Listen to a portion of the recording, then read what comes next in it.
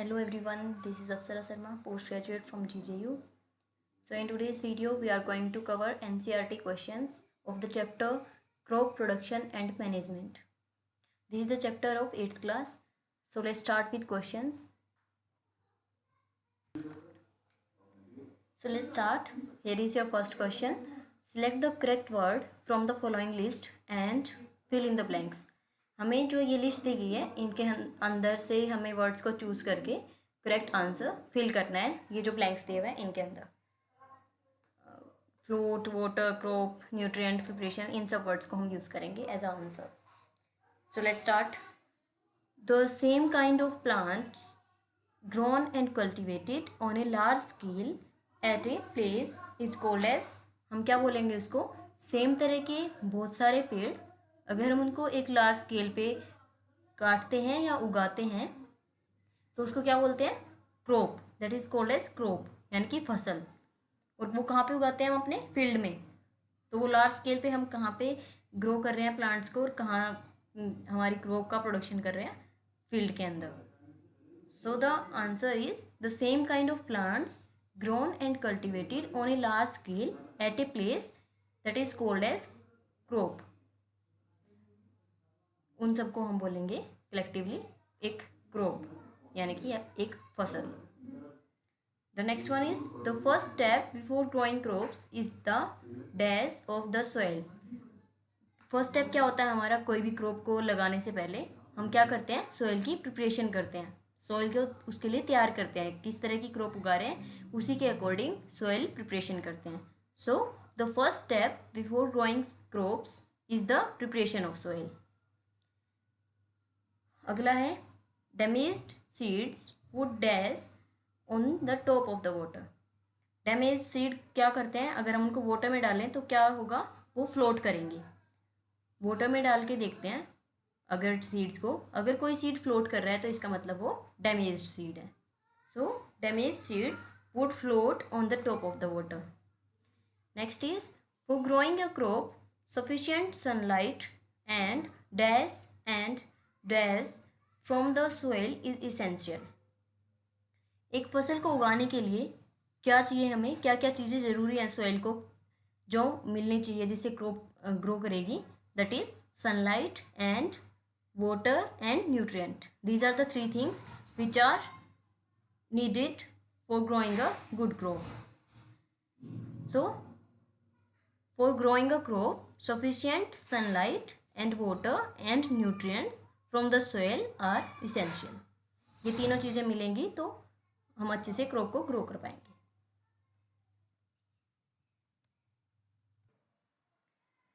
And the second question is match the items column A and with those of column B. Column A और column B आपको दिए हुए हैं question में. इनको आपको करेक्टली मैच करना है. आंसर जो ये कॉलम ए है उसको कॉलम बी के साथ करेक्ट आंसर आपको देख के और मैच करना है. So here is the answer. Kharif crop सबसे पहले तो होती क्या है? Kharif crops are the crops which are grown और sown at the beginning of rainy season. Rainy season जो आता है उसके जो स्टार्टिंग में यानी कि अप्रैल और मई के बीच में जो क्रॉप उगाई जाती है उसको हम बोलते हैं खरीफ क्रॉप. तो खरीफ क्रॉप का एग्जाम्पल क्या होगा? That is paddy and maize. Paddy और मेज की क्रॉप जो है वो रेनी सीजन में उगाई जाती है यानी कि अप्रैल और मई के बीच में. तो इसको हम बोलते हैं kharif crop. And the example of rabi crop. Rabi crop is grown at the beginning of winter season और at the end of monsoon season. Monsoon का एंड होता है या फिर समर्स विंटर सीजन का स्टार्टिंग होती है, उसमें हम उगाते हैं रबी क्रॉप. तो इसको हम सितंबर और अक्टूबर के बीच में उगाते हैं. सो इसका एग्जाम्पल क्या होगा? That is wheat, gram and pea. Wheat, gram and pea are the rabi crop which are sown in the season winter or monsoon and in the month of September to October. And the next one is chemical fertilizer. तो chemical fertiliser जो कि हम chemically तैयार करते हैं वो होते हैं. तो इनका एग्जांपल क्या होगा? That is urea and superphosphate. Urea and superphosphate are example of chemical fertiliser. And the fourth one is organic manure. Organic manure से क्या मतलब हुआ, जो हम ऑर्गेनिक खुद तैयार करते हैं, जो हम अपने फील्ड में डालते हैं, ऑर्गेनिक होता है वो, हमारे ऑर्गेनिक चीज़ों से मिलके बना होता है, केमिकल्स नहीं होते उसमें इंक्लूडेड। तो उसका एग्जांपल क्या है, animal excreta, cow dung, urine and plant waste. Animal excreta, cow dung और ये सारी चीज़ें जो हैं ऑर्गेनिक है, इनसे मिलके जो बनता है वो होता है organic manure.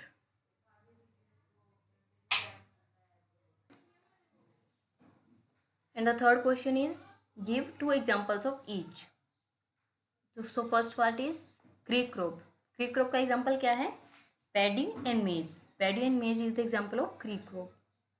And the B part is examples of rabi crop. तो रबी क्रॉप का एग्जांपल जैसे हमने पहले भी पढ़ा था, इसका एग्जांपल क्या है, व्हीट एंड ग्राम। व्हीट और ग्राम की क्रॉप रबी सीजन में उगाई जाती है, तो इसलिए ये रबी क्रॉप का एग्जांपल है।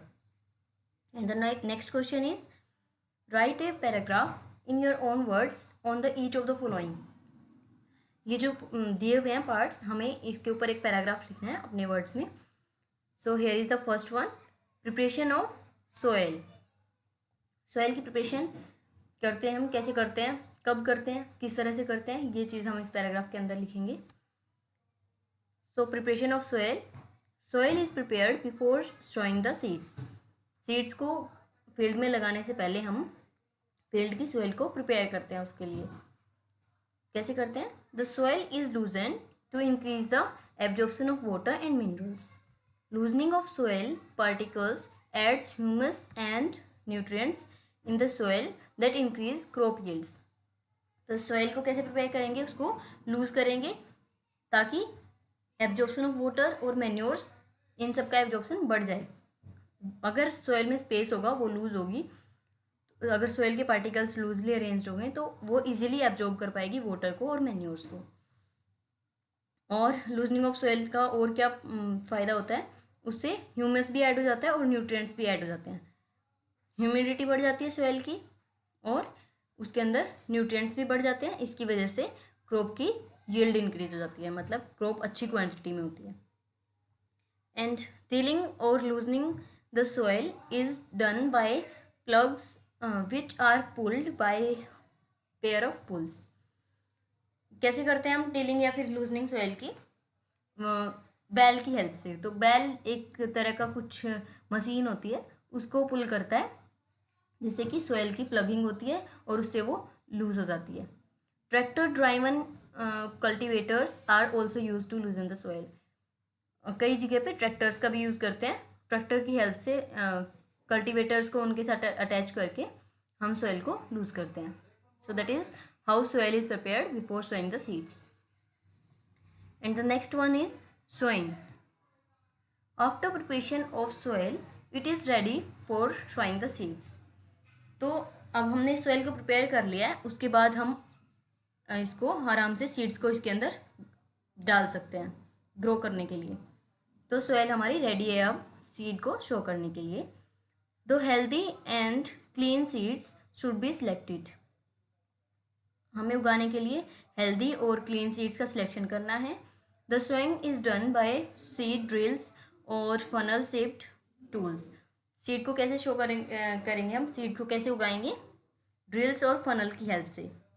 ड्रिल और फनल की शेप के कुछ टूल्स होते हैं फार्मर के पास, वो उनकी हेल्प से सीड को ग्रो करता है। Seed drills are the modern instrument which sow the seeds at proper depth and proper distance.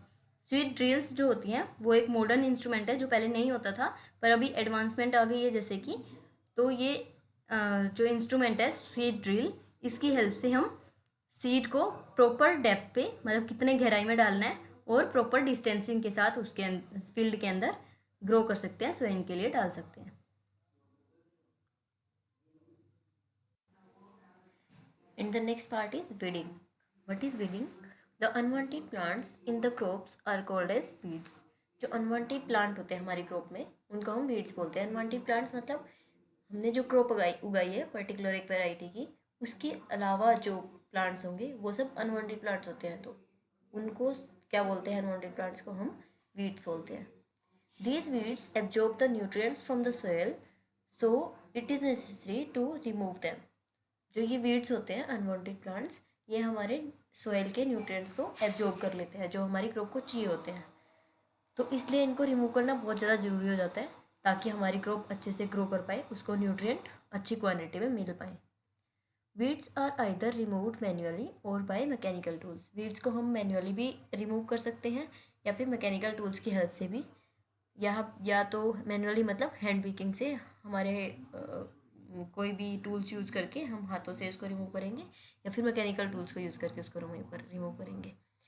The process of removal of weeds is called as weeding. What is weeding? It is process of removal of weeds. जो weeds को remove करने की process होती है उसको weeding बोला जाता है। Some chemicals like 2,4-D are used to kill the weeds. अगर हम वीड्स को रिमूव नहीं करना चाह रहे हैं, उनको हम केमिकल की हेल्प से किल भी कर सकते हैं। तो 2,4-D एक एग्जांपल है ऐसे केमिकल का जो कि यूज़ करते हैं हम वीड्स को किल करने के लिए। Next part is threshing. What is threshing? Separation of grains from the chaff is called as threshing. Grain को सेपरेशन करने की जो प्रोसेस होती है, जैसे कि गेहूं के दाने, चावल के दाने, इनको चाफ से सेपरेट करने की प्रोसेस को हम बोलते हैं threshing. When the crop is harvested it is cut along with the stocks. जब हम क्रॉप को हार्वेस्ट करते हैं यानी कि काटते हैं हार्वेस्टिंग सीजन में, तो उसको हम स्टॉक्स के साथ ही काटते हैं, मतलब उसका जो पार्ट होता है टहनी, उसको भी हम साथ में ही काटते हैं। They are then separated and the grains are removed. फिर उसको बाद में हम सेपरेट करते हैं स्टॉक को और ग्रेन्स को, दोनों को सेपरेट करेंगे और ग्रेन को रिमूव करेंगे। Winnowing machine is use to separate the grains from the chaff. तो ग्रेन को सेपरेट करने के लिए भी तो कुछ चाहिए होगा ना, तो जो ग्रेन को सेपरेट करने के लिए मशीन यूज होती है उसको हम विनोइंग मशीन बोलते हैं। So winnowing machine is use to separate grains from the chaff. And fifth question is explain how fertilizers are different from manures. Fertilizers manure से different कैसे होते हैं? तो चलिए आंसर देख लेते हैं। Manures are organic substances while fertilizers are chemical substances. Manures जो होते हैं वो organic होते हैं, मतलब हम हमारे घर के कचरे से या फिर काउडंग से या फिर प्लांट वेस्ट से, इससे जो बनाते हैं, मतलब ऑर्गेनिक चीज़ों से, ऑर्गेनिक सब्सटेंसेस को यूज़ करके जो बनाते हैं वो मैन्योर होता है। और इसके एकदम अपोजिट फर्टिलाइज़र क्या होता है, जिसको हम केमिकल सब्सटेंस को यूज़ करते हैं बनाने के लिए। बहुत सारे केमिकल्स होते हैं डिफरेंट टाइप के, उनको यूज़ करके फर्टिलाइजर्स बनाए जाते हैं। So this is the main difference between manures and fertilisers. And the next difference is manures are prepared in fields while fertilisers are prepared in factories. Manures को हम field में prepare करते हैं और फर्टिलाइजर्स को फैक्ट्रीज में।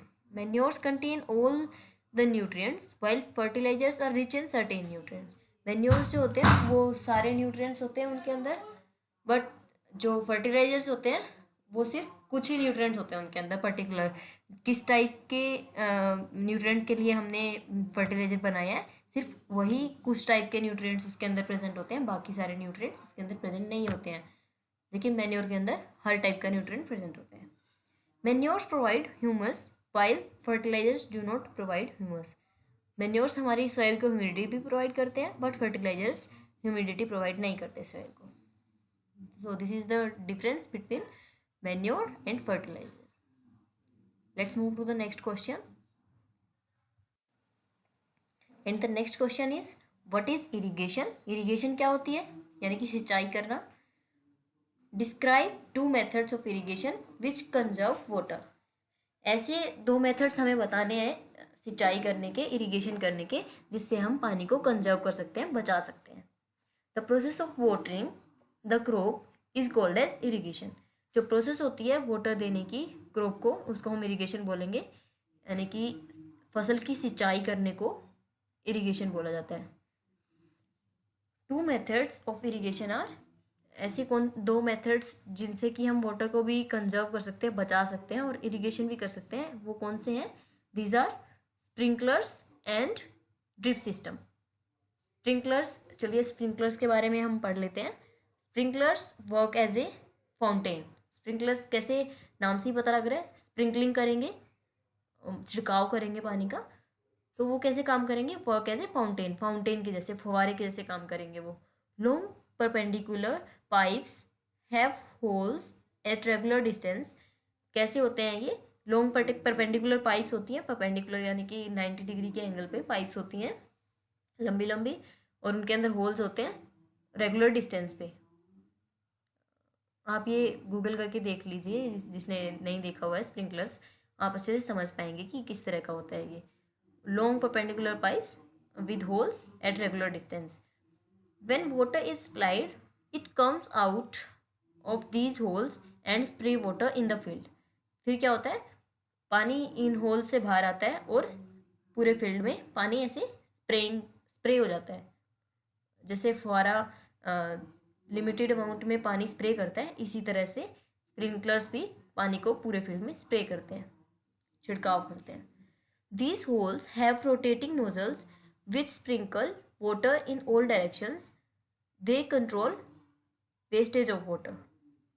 इनके अंदर होल्स होते हैं और रोटेटिंग नोजल्स के साथ होते हैं, मतलब सारी डायरेक्शंस में वो घूम सकते हैं ताकि पूरे जो फील्ड है उसमें हर डायरेक्शन में पानी की स्प्रिंकलिंग हो जाए। They control wastage of water. तो इस तरह से, क्योंकि पाइप से हम डालते हैं तो बहुत ज़्यादा अमाउंट में पानी जाता है, पर स्प्रिंकलिंग की हेल्प से पानी सारी डायरेक्शंस में चला भी जाता है और वेस्टेज भी नहीं होती है, तो हम पानी की वेस्टेज को ऐसे कंट्रोल कर सकते हैं। Second one is drip system. What is drip system? This system is use to save water as it allows the water to flow drop by drop at the roots of the plants. Drip system में क्या होता है, इसमें पानी को कैसे बचाते हैं, इसमें पानी जो निकलता है वो ड्रॉप बाय ड्रॉप निकलता है, एक एक ड्रॉप रूट्स में जाएगी प्लांट के, इस तरह से हम इस सिस्टम से पानी को बचाते हैं। It is the best technique for watering fruit plants, gardens and trees. ये सबसे बेस्ट टेक्निक है किसके लिए, एक तो फ्रूट प्लांट्स होते हैं, गार्डन्स होते हैं, ट्रीज होते हैं, इनमें पानी देने की, इरिगेशन करने की सबसे बेस्ट टेक्निक है drip system. Water is not wasted at all. तो इस तरह से वाटर वेस्ट नहीं होता है। So this is about irrigation and methods of irrigation which conserve water. Let's move to next question. And the next one is, if wheat is sown in the kharif season, what would happen? Discuss. अगर हम wheat को खरीफ season में उगाते हैं तो क्या होगा, मतलब जिस सीजन में, जिस मौसम में हम wheat को कॉमनली नहीं उगाते हैं, पर इस बार एक खरीफ सीजन में वीट को उगा के देखेंगे तो क्या होता है, ये हमें डिस्कस करना है। Answer is, wheat crop does not require much water to grow, so wheat would not grow in kharif season. Kharif season में बहुत सारा पानी हमें मिलता है, रेनी सीजन होता है वो, तो हमारी वीट जो होती है उसको ग्रो करने के लिए बहुत ज़्यादा पानी की ज़रूरत नहीं होती है, तो इसलिए वीट खरीफ सीजन में नहीं उगेगी। ये सबसे बड़ा रीज़न होता है कि खरीफ सीजन में हम वीट को कभी नहीं उगाते हैं, क्योंकि हमारी वीट को पानी लिमिटेड अमाउंट में चाहिए होता है, बहुत ज़्यादा नहीं चाहिए होता है। The seeds would get destroyed in excess water due to rainy season. तो खरीफ में जैसे मैंने बताया रेनी सीजन होता है, उसमें क्या होता है, जो वीट के हम सीड्स डालेंगे उगने के लिए वो डिस्ट्रॉय हो जाएंगे क्योंकि पानी बहुत ही एक्सेस अमाउंट में है। So this is the reason why we can't grow wheat in the kharif season.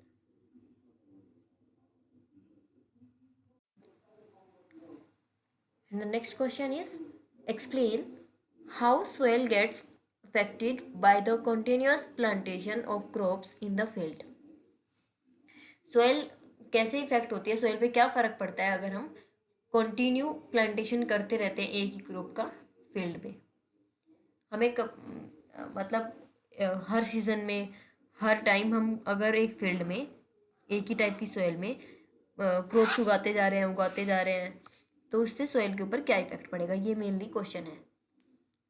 Answer is, if we sow continuously in a field then the lacking of nutrients take place in the soil.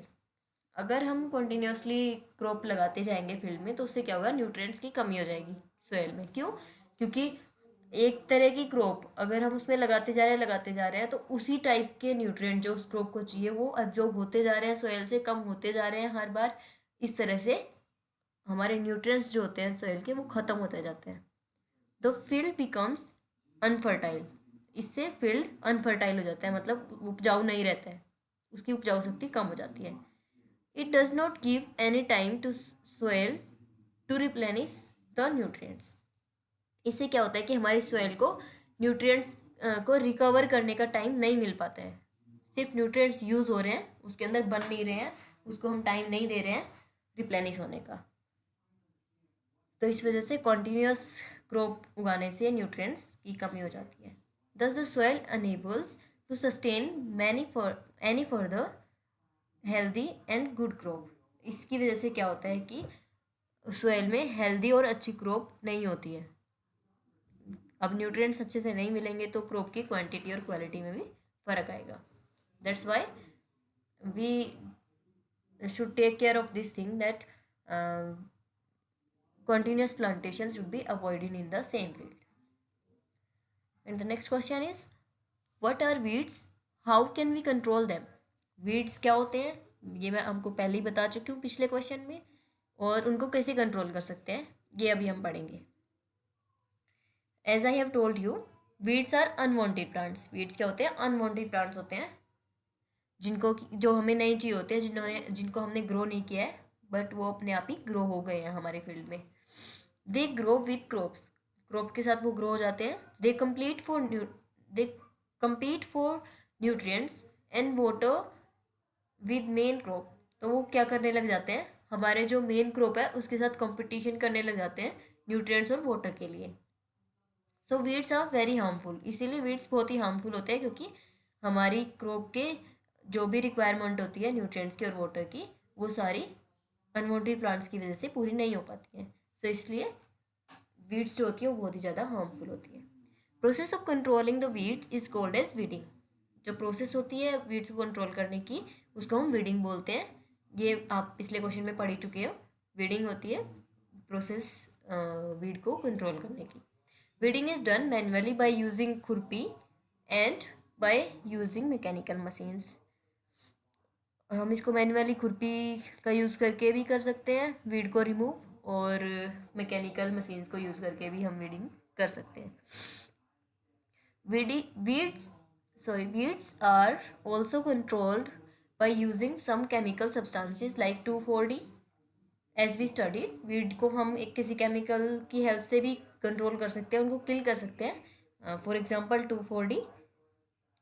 These chemicals are called weedicide and used to kill and destroy the weed. और ऐसी chemicals को जो कि weed को destroy करते हैं उनको बोलते हैं वीडिसाइड, और इससे वीड क्या होती है, किल हो जाती है, डिस्ट्रॉय हो जाती है।